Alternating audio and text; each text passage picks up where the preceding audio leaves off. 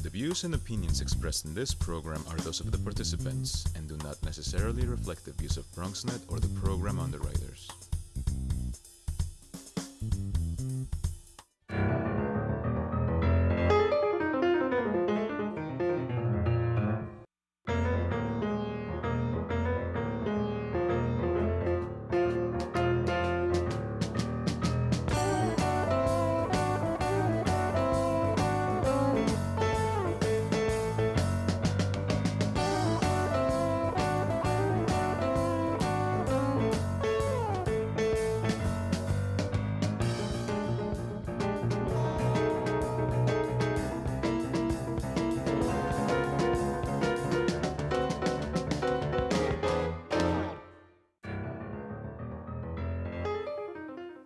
Good evening. Welcome to BronxTalk. While there has been plenty of analysis of the midterm elections, vastly overlooked and underanalyzed were the three ballot proposals that city voters approved.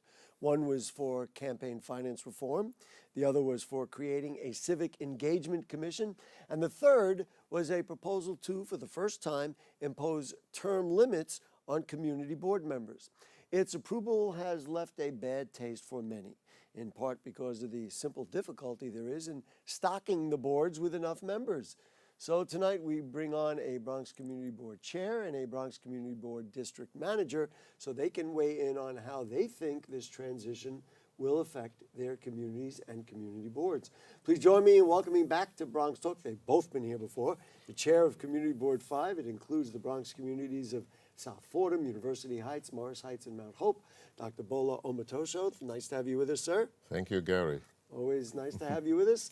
And the district manager of Bronx Community Board 12. That board includes the Bronx communities of Baychester, Eastchester, Edenwald, Fish Bay, which I've never heard of, Olinville, Wakefield, Williamsbridge, and Woodlawn. Mr. George Torres, thank you for joining us. Good evening, Gary. And I'm sorry, I brought it up. Where is Fish Bay? I'm still looking for it myself. Because it's on the official, I Yes, took it off the official. And it's on our letterhead and everything, so All right, we've uncovered one mystery so far. Anyway, what I want to do, gentlemen, before we even start, prior to the election and prior to voters going to the booths, Bronxnet provided a program with two Bronx reporters who each had a different point of view about this term limits thing.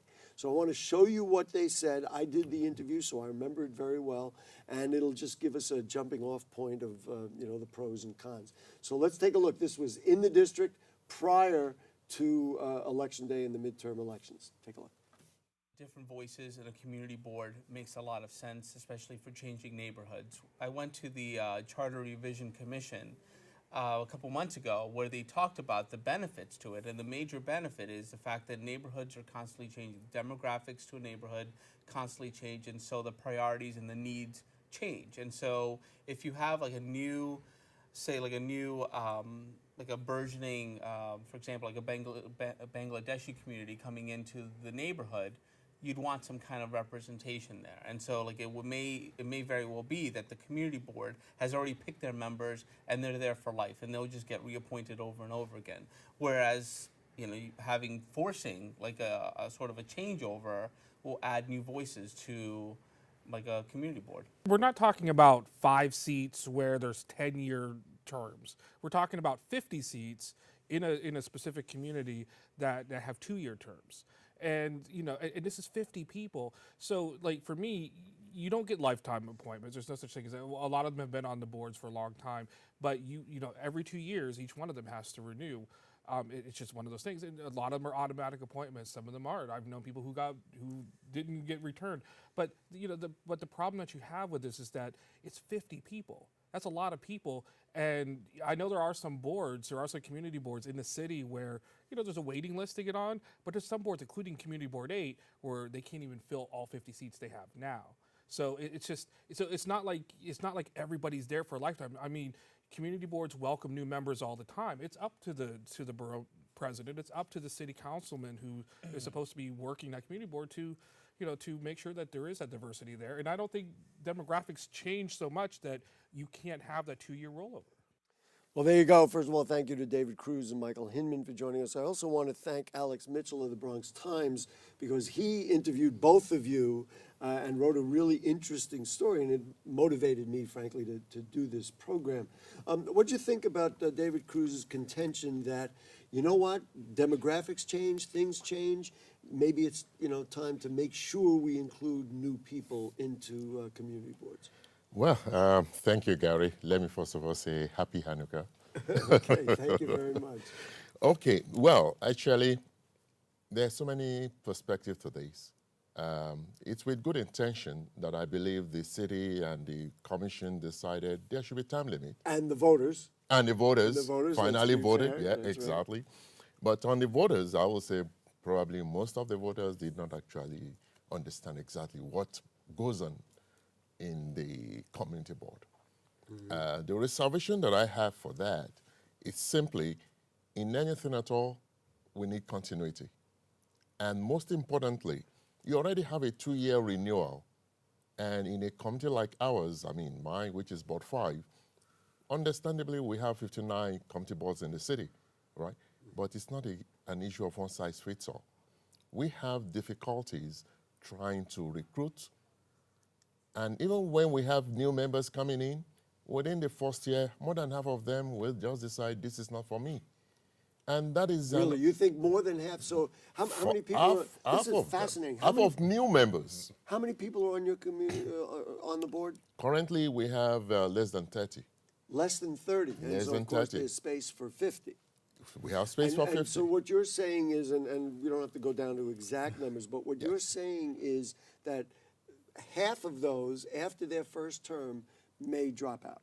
No, half of new members. New members, half of Yes. the new members. Half of new members. They will, by the first term, they say, well, one or two, this is not for me. And by the end of the year, you have people resigning. So when the borough president puts out the notice, and actually I think it just went out recently. Yeah, recently. It went out New application recently, went the out, new applications. That's right. 2019. Number one, is there solicitation to bring people in? And number two, how many new applications do you get? Well, actually, the last time, the new members that joined last year, I mean, let me say, early in the year, right? We have the review of the applications that came before me during the process was about 11. Wow. Right, that they were selecting from. And so then long but- term, you're but- going to lose 5 or 6 No. based on what you had said. Actually, but the final selection came down to about 7. Wow. So, and I try to encourage the new board members when I met them. I'm sure that you they do. should- I mean, oh, you've of been course. active. How many years have you been on the board? Almost 20 now. 20 too. years. Yeah, Yeah. so. Although he may be term limited out. at Oh, some point. absolutely. Mr. Torres, let's talk with you about Community Board 12. I guess a similar line of questioning. How you doing over there? I know you have strong feelings about this, but just give me the range of, how many members you have and what it's like. So I have 46 board members, and to demonstrate or articulate Dr. Bola's point, we had 4 appointments this last go-round from the borough president's office.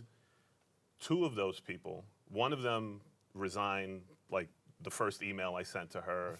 I said, oh, we're doing some new training, not us, but community board citywide, we're doing training from DCAS. She responded, oh, I can't do this. I don't want to be on the board anymore.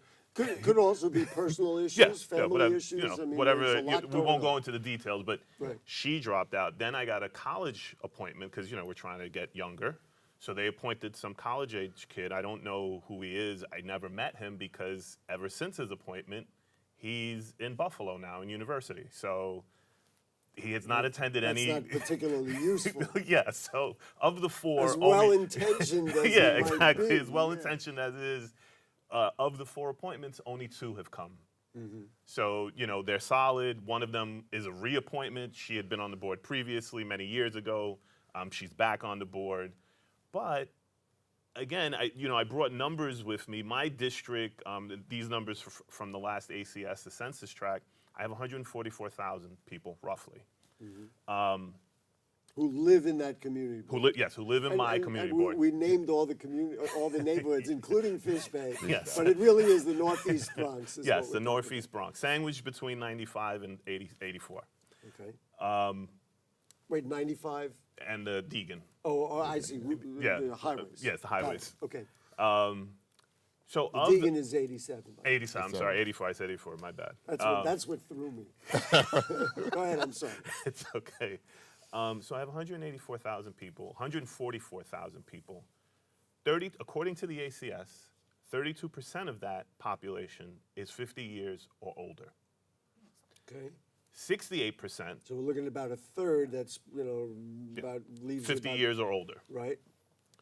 68%, which leaves 68% are 50 years or younger. Right.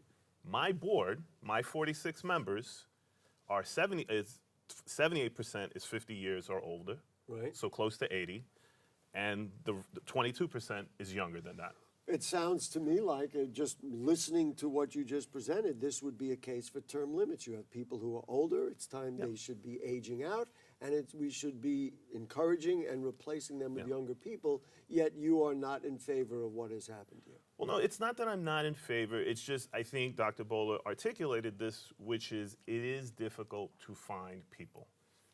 I always use personal examples. I'm 43 years old. If this were not my job, I would find it super difficult to attend nightly meetings. All of our meetings occur in the evening. Of course. That's right. Just by the nature, everybody works. And you have other obligations. I have 2 children at home. You know, they're older now, so they can kind of fend for themselves. But, But you know, especially when we want younger people, Yeah. they're going to have younger children. Exactly. So for both of you, the biggest issue is personnel. It's not even the question, for example, what David Cruz raised, which I think is a very valid question. You have people, demographics change, ethnicities change. I mean, there are many communities that bring in a new population, whether it be an African population in the West Bronx or a Bangladeshi Everywhere. population in Community Board, was it 9? Yeah, Right? right, yeah. We're, and things change, and we certainly would like those people to have representation on the community board. That doesn't disturb you. No. But we the have problem enough is room. where we're going to find all these people. Very Well, good. it's not even a question of where you're going to find all the people. Every board is different. Again, Dr. Bola stated this earlier. Community Board 8, you mentioned earlier, has term Michael limits. mentioned it, yeah. They have their own term limits internally on their chair, for example, as does Community Board 12. Right. I don't know. I can't speak for everybody. Yeah, we don't have time limits for this chair. So With a you've been bylaw. chair for some time now, right? Right. 11 going to 12 Yeah. years. So I mean, there's ways for you to deal with it. I just think that the actually making policy law in this case really is not doesn't serve anybody. Because one size does not fit. Exactly. All right, I want to ask you, Dr. Bola, about the whole idea, number one, of recruiting, and then number two, changing over. You mentioned that the outreach is not there. People don't even know what community boards do. That's right. Part of the bill that was passed includes funding for information sessions and outreach and those kinds of things. Can that be done effectively to change some of this dynamic? And I guess I'm going to add, it has to, because It has to. this is now a Absolutely. matter of law. It's not like we're debating whether it should happen. This happened. It's So what are happened your already. thoughts on that? My thoughts on that, it's that two things. The first thing, it's the education of the community, because in my community, we have a very young community. It's a bedroom community, about the same population as yours, but then it's a sandwich community because we don't have that space. What do you mean by a sandwich? Sandwich, that means it's so, it's so Tight. clustered, It's tight, yes, tight. yes. I mean, it's Dense tight. population. Dense population. Certainly in Community Board 12, there are private they- houses and a lot more space. Absolutely. So in my community, for instance, and with that, when you look at the commitments that we have been scrambling to get from the city, you need some old-timers who understand the demographics, the history of the community in terms of what we've been doing and what we've been requesting for. And without that, that will be lost in transit when this especially with the rezoning that we had, right? I was able to articulate, because I've been around for a while, right, that yes, we want to be part of it, But if time limits had been, say, 4 years earlier, right, we probably won't be part of this rezoning. Well, you know, Because everybody will have been out. this is a balance, and Yes. it leads me to ask the question: why do you think people voted for this? I mean, because you are both veteran community board representatives. I realize each of you have different positions, but what do you think made people vote for it?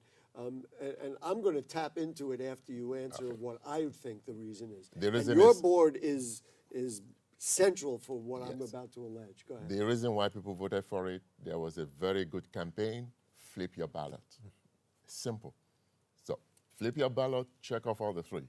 Flip your ballot, check off all the three. You think there was a campaign and nobody ever really said maybe there's an alternative look at it? Absolutely. Certainly campaign finance reform was going to resonate very well. Yeah. Yes. And the idea of an engagement commission, I guess people want to, are inspired now to Inspired, learn more yes. about government.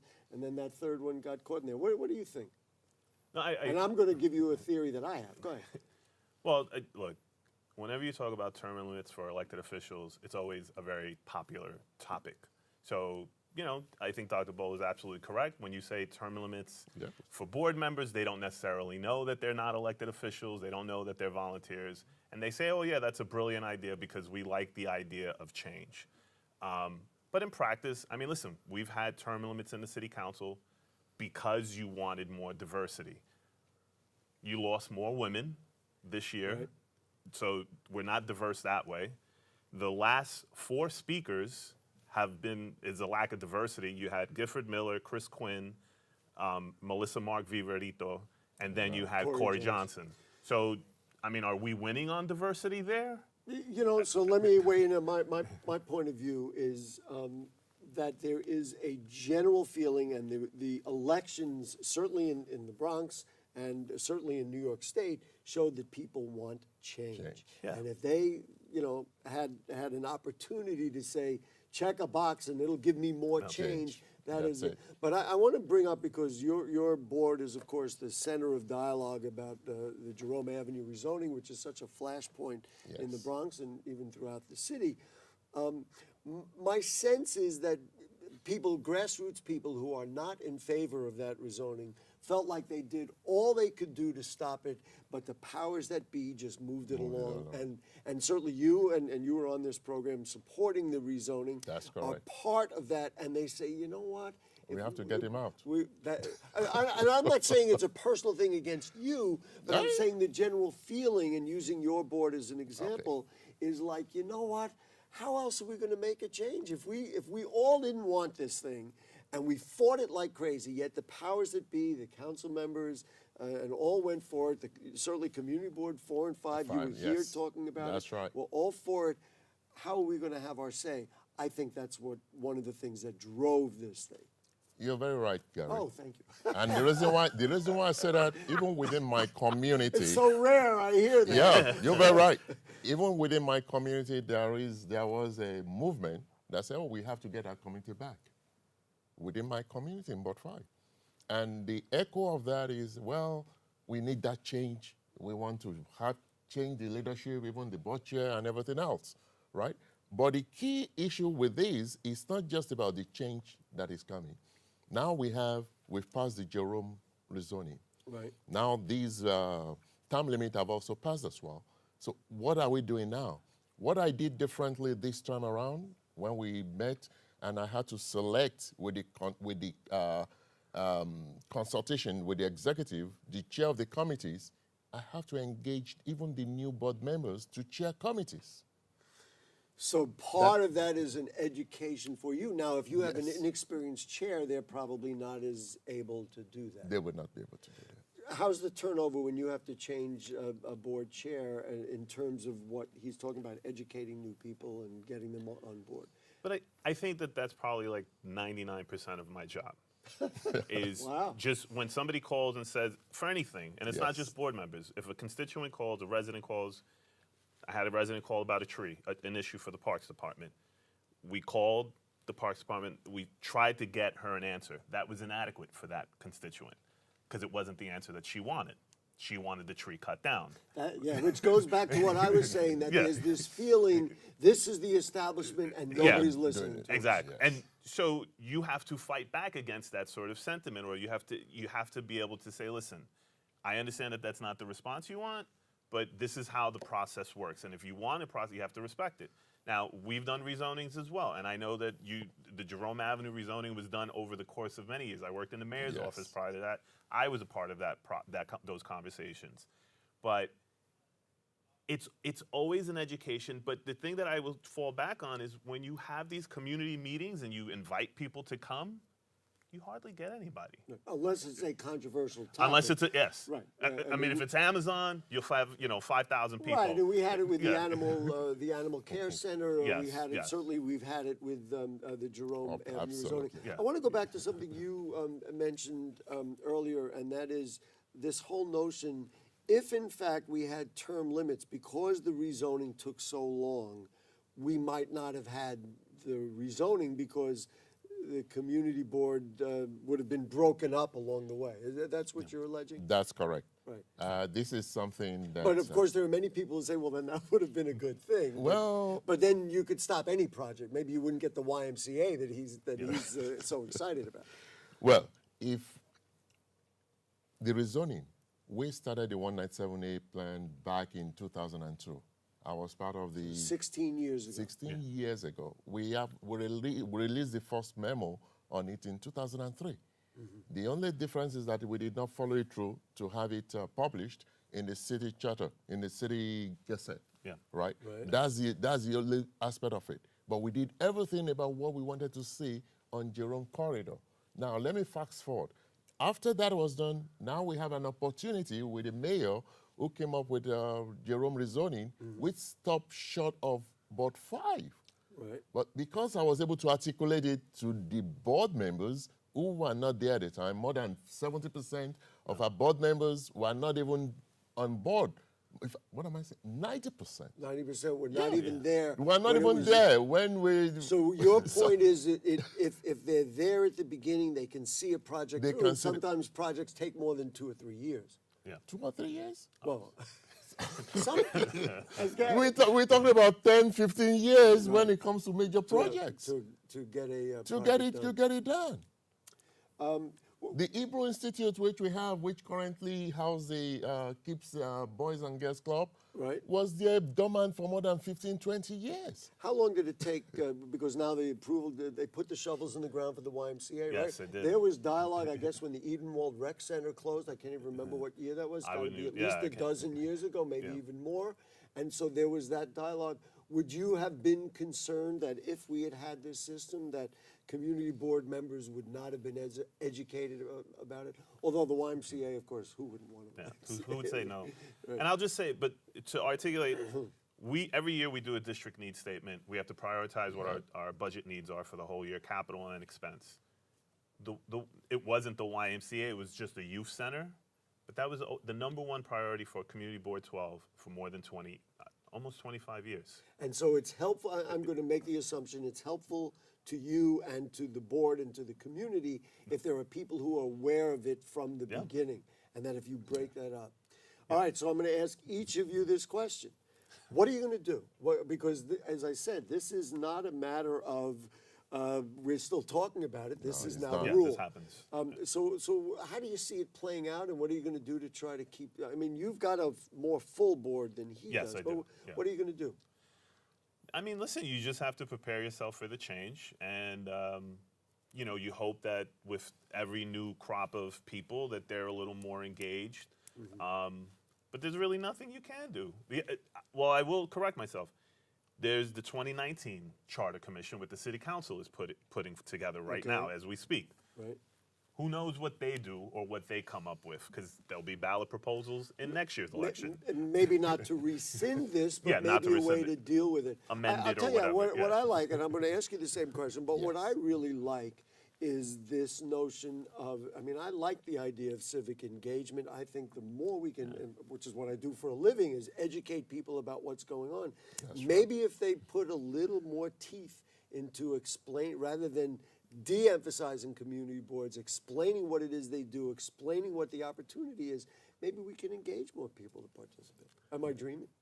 No, you're not dreaming. Okay. What I've done proactively, especially when this was coming up, is what I mentioned earlier on. Prior to now, we have an unwritten rule that you should be on the board at least for a year before you can be elected as a chairperson of a committee, Yeah.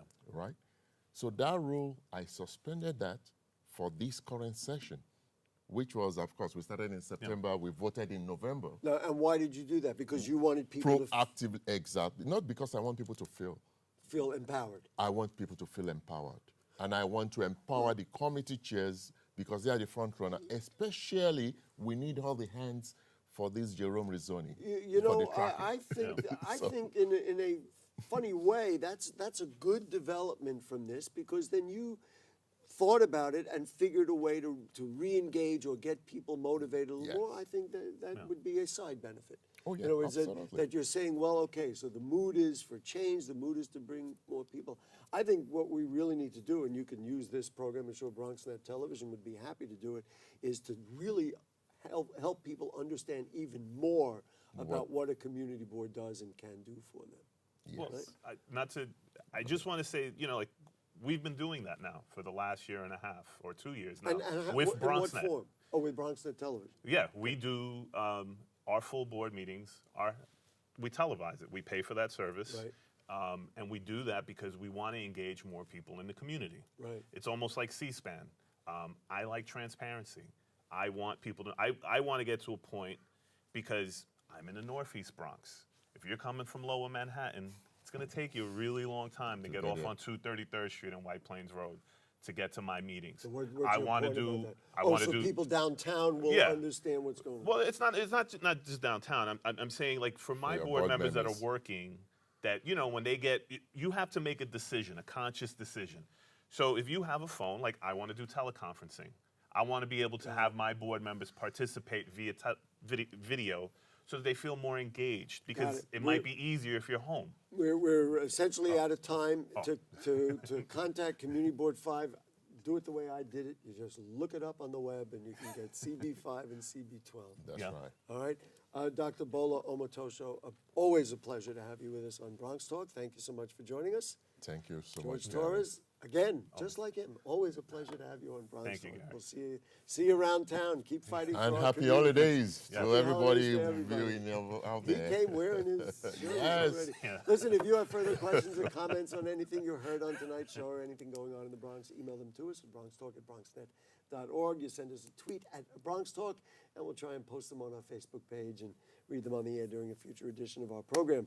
Next week, we will review progress on the Jerome Avenue rezoning. And also the Rikers replacement jails and other issues, too, with Councilmember Vanessa Gibson. She will be our guest. We thank our producer, Helen Greenberg, who's going to go away for a couple of weeks. Bon voyage. And our director tonight was Nick Marrero. We'll see you next week. Good night. Thank you.